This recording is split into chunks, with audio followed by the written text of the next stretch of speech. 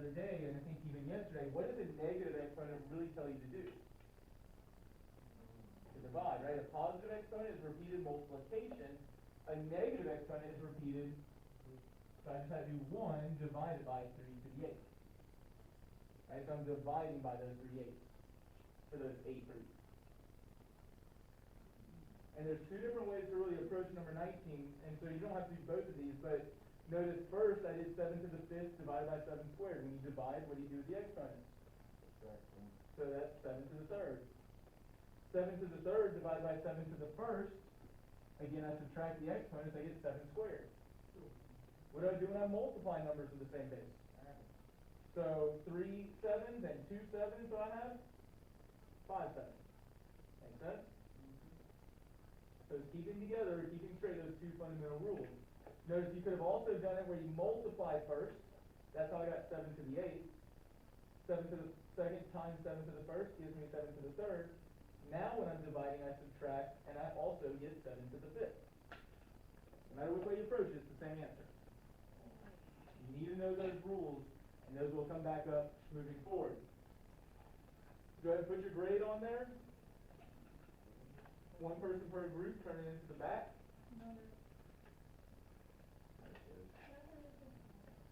I just put a note on there that you were absent when I assigned the homework check for accuracy. Yeah, on 2.4. Hold on to 2.5 times. Okay. Yeah. So make sure you put your grade on there. Put a date with that grade. What? So put your grade on there. Put a date with the grade. 1 person per group. Turn it into the back.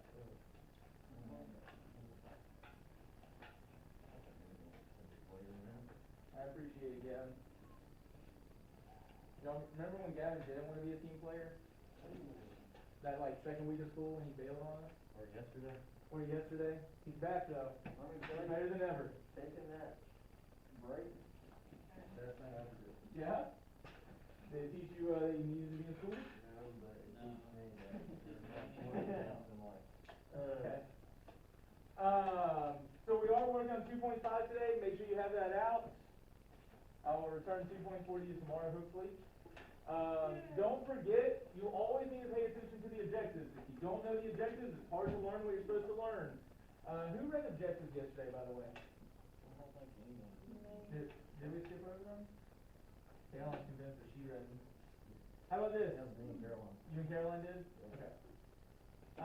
McKay, can you read the first objective for us today? I can explain or read or maybe and rational Anything we study in mathematics is wholeheartedly because someone that said, I need this thing in the real world, and then they discovered the mathematical rule for it. And so we want to recognize that negative exponents, rational exponents, they show up in the real world. We started to see that already with 2.4. We'll see it more with this one. Let's see. Caroline read yesterday. Gavin read yesterday. I'm just all over the place. It's fine. Alan, can you read our second objective for us today? Say again?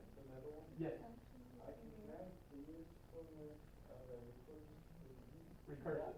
recursive definition of a function to discrete relationships. All right. It's been a minute since we've talked about these recursive definitions, but remember there's some information over here. A recursive equation relates the current values to previous values, and you'll need to think about that as you work through this task. But recursive definitions show back up. All right. Jeffrey, can you read our last objective for us? I can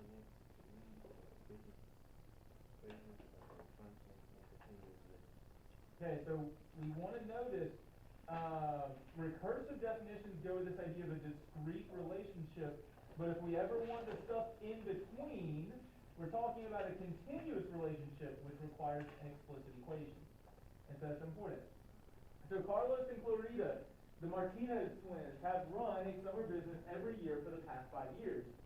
Their first business, a neighborhood lemonade stand, earned a small profit that their father insisted they deposit in a savings account at the local bank.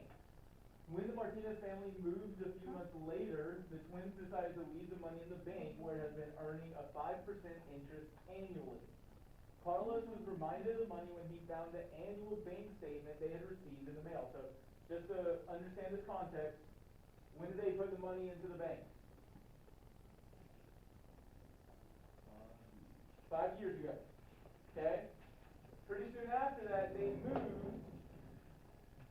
Few months later. They moved a few months later, but they left the money at the bank.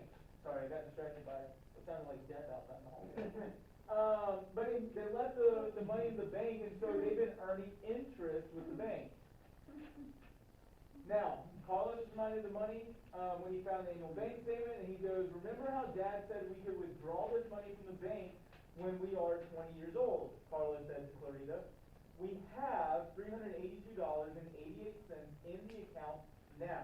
I wonder how much that will be 5 years from now. I'm assuming that means that they're 15 now, and so they're talking about in 5 years when they're 20 they can get the money. That's what I'm assuming. So, I want you to go ahead and start talking within your group about number one.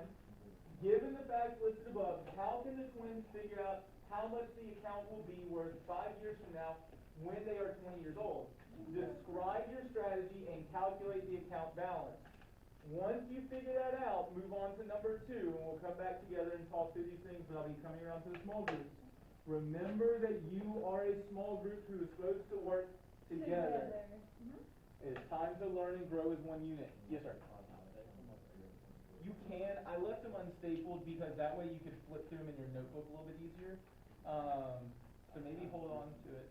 Huh? But you can staple it if you want to. It's your choice. Yeah. It's chilly. You're chilly. Harder.